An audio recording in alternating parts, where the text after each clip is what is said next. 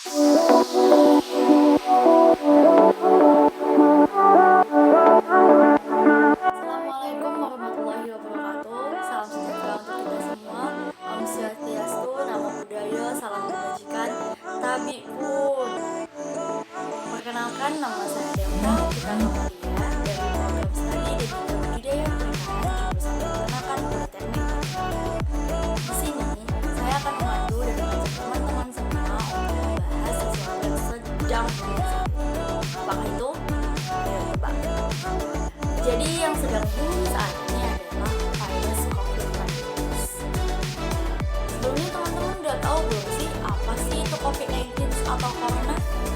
Nah, beberapa orang menganggap mendefinisikan bahwa virus corona dengan COVID-19 ini sama. Padahal COVID-19 adalah penyakitnya, secara corona adalah penyebabnya atau virusnya. Virusnya bernama corona dan penyakitnya bernama COVID-19 atau bisa disebut COVID-19. Nah, COVID-19 ini dapat tertular dari manusia ke manusia atau dari hewan ke manusia. Nah, tertularnya melalui apa?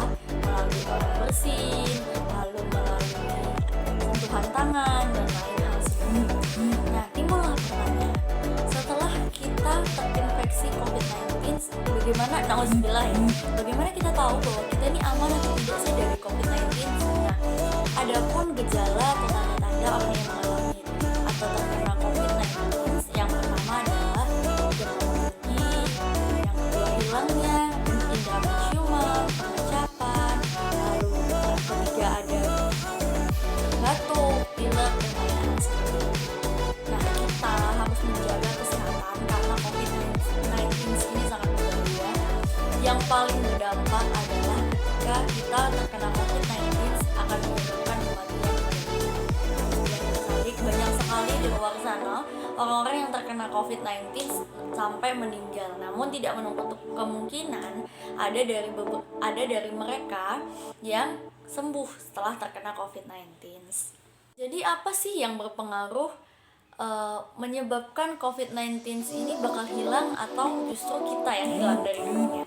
Nah, pertama adalah imunitas tubuh kita. Jadi kita memiliki sistem imun yang berbeda-beda. Ketika kita memiliki sistem imun yang kuat, maka kemungkinan besarnya kita akan sembuh. Tetapi jika sistem imun kita rendah, mungkin kemungkinan terburuknya adalah itu tidak ada lagi. Jadi apa sih yang paling utama agar kita tidak terkena COVID-19? Yang jelas yang pertama kali harus kita lakukan adalah menjaga kesehatan. Jangan sampai di masa pandemi seperti ini justru kita turun karena kecapean atau lain hal sebagainya, sehingga ketika imun kita turun menyebabkan banyaknya virus itu mudah untuk masuk. Jadi pokok utamanya adalah kita harus menjaga agar imunitas kita tidak turun. Lalu apalagi sih cara kita agar kita tidak tertular COVID-19 ini? Ada hal lain, yakni rajin mencuci tangan. Rajin mencuci tangan ini adalah salah satu cara paling efektif, salah satu cara yang efektif untuk mencegah penularan COVID-19. Kenapa begitu? Karena kita tahu tangan kita menyentuh apapun yang ada. Kadang kita nggak tahu apa guna kita menyentuh itu. Ada barang tergeletak tidak sengaja, entah apa tujuannya sehingga kita menyentuh. Itu hal refleks yang terjadi pada saya terutama, mungkin terjadi kepada kalian semua. Nah, setelah menyentuh benda-benda yang kita sentuh, kita menyentuh muka, menyentuh hidung, menyentuh mulut, yang dimana itu dapat menyebabkan virus-virus yang ada di tangan itu masuk ke dalam tubuh kita. Nah, mungkin ribet ya kalau harus mencuci tangan secara terus-menerus karena kita nggak tahu tempat itu ada air dan sabun tidak sih. Jadi untuk sekarang kita ada hand sanitizer, jadi usahakan kemana-mana membawa hand sanitizer. Lalu yang kedua, apalagi sih? Yang kedua adalah memakai masker.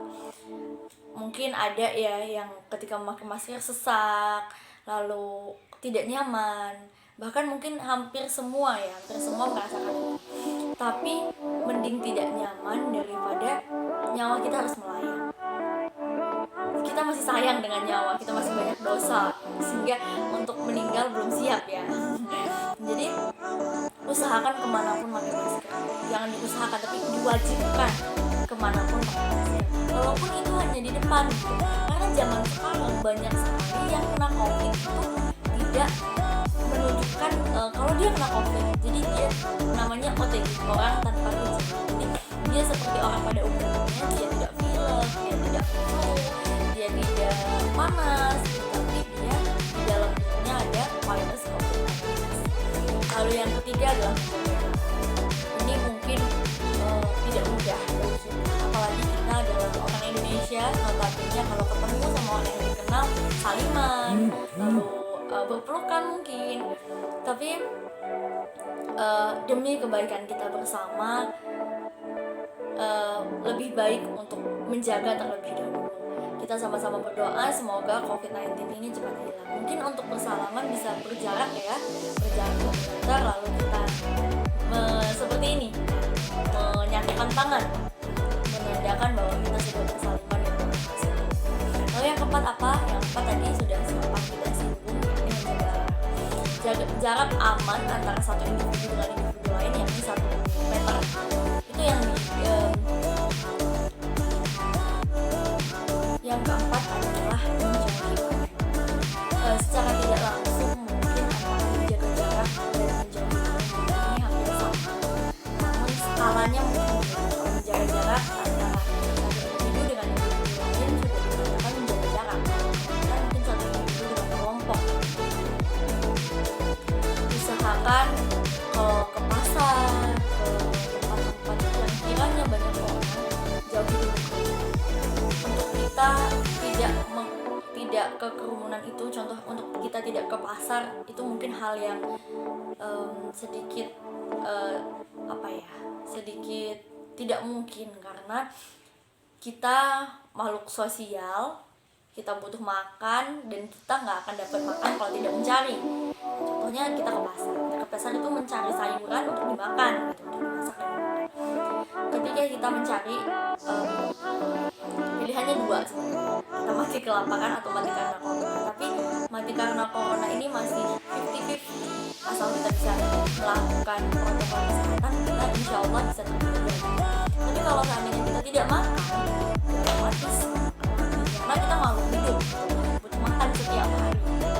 Nah, ya tidak ada yang melarang untuk ke pasar, namun ketika ke pasar ya cobalah patuhi protokol kesehatan seperti menjaga jarak tadi, lalu memakai masker, membawa hand sanitizer. Sanitizer itu sedang ya, jadi bisa dibawakan ke tas, bahkan di saku juga bisa. Ketika kita sudah apa-apa, lakukanlah protokol kesehatan. Jadi penularannya tidak sebesar saat ini gitu. Kalau kita lihat di media penyebarannya, melihat angka meninggalnya miris ya, karena sudah berganti tahun dari 2020 ke 2021 kita masih stuck di permasalahan yang sama sampai saat ini belum terpecahkan. Sudah hampir 1 tahun belum terpecahkan. Kita tidak bisa menyalahkan siapapun, kita tidak bisa menyalahkan pemerintah, kita tidak bisa menyalahkan negara lain, tapi marilah kita sama-sama berkaca. Sebenarnya saya sudah melakukan protokol kesehatan atau tidak? Sebenarnya saya sudah sesuai anjuran pemerintah atau tidak? Kalau pada diri kita ternyata masih belum sesuai dengan protokol kesehatan, ya jangan marah kalau seandainya COVID ini belum hilang. Saya pikir jika kesadaran ini ada pada setiap masyarakat, maka akan sangat mudah untuk menghilangkan COVID-19. Berhenti untuk menyalahkan siapapun. Mari kita sama-sama berkaca, sudahkah saya seperti yang mereka anjurkan? Berhenti bertanya apa yang saya dapatkan, tapi tanyalah pada diri sendiri apa yang sudah saya berikan untuk pemerintah ini. Salah satu hal yang bisa kita lakukan adalah yaitu kita tidak bisa membeli vaksin sendiri karena kita tidak tahu vaksinnya di mana, lalu harganya berapa, sekalipun kita punya uang untuk membeli. Tapi kita nggak tahu belinya di mana. Pemerintah sedang berupaya untuk mencari vaksin.